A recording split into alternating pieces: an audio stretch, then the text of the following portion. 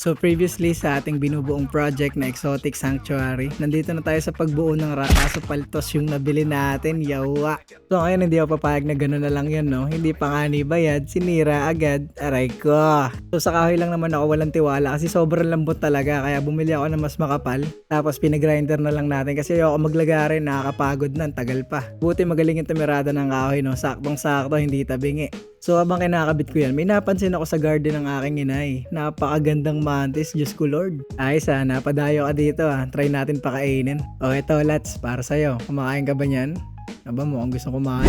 Yo, dali. Pero syempre pinakita ko lang talaga yan. Baka sabihin nyo di na tayo papakita ng mga alaga natin Pero ito mas malupit. Ngayon ko lang nakita yung manual ng rack. Pucha, may nakalimutan pala ako ilagay. Kaya naman pala napakalambot.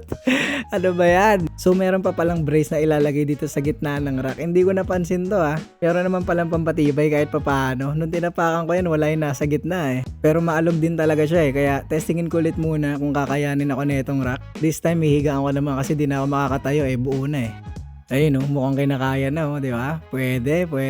Pero wala pa rin akong tiwala dito. Kaya pumunta ako ng Ace Hardware para maghanap ng matibay na rack. Sakto may discount pa naka 10% pa ako, di ba? Ito ganito kalaki, kasya na yung enclosure ni Veldora dito. Pero black yung bibili nating gulay. Tara check out na natin. Kaso wala nga palang SPay later dito, no? Pero okay lang yan. Naka-buy now pay later yan. Tapos 24 months to pay. De joke lang, 3 months lang. So ito, hindi natin sasayangin to. Lalagyan natin ng tarantula. Tapos buuin na natin yung bago natin biling rack. Bali 5 layers yung binili ko. Pero di ko isasagad. Ang taas, hindi ko naabot.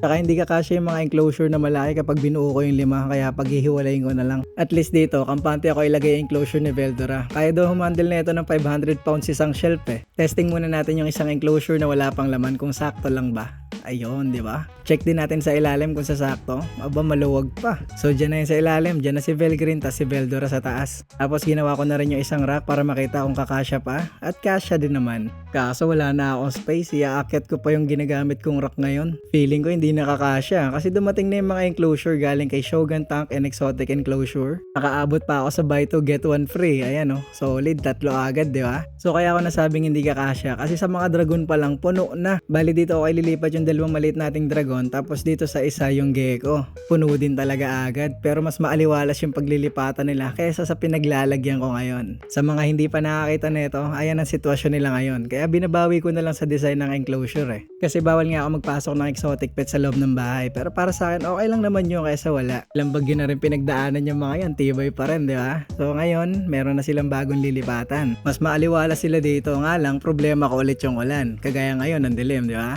Pero may bubong naman. Eto na lang problema ko ngayon. Baka maging aquarium yung mga enclosure bigla Ayan, lalagyan ko na lang siguro ng polycarbonate yan. Hanggang dyan lang. Tapos, isa pang problema ko sa outdoor keeping. Ayan, alikabok. Kailangan weekly ka talaga maglilinis. Tapos mag sound trip ka ng araw-araw, sipag lang. Para naman sa mga nagtatanong kung di sila lalanggamin, nilalagyan ko ng langis yung paa ng rack.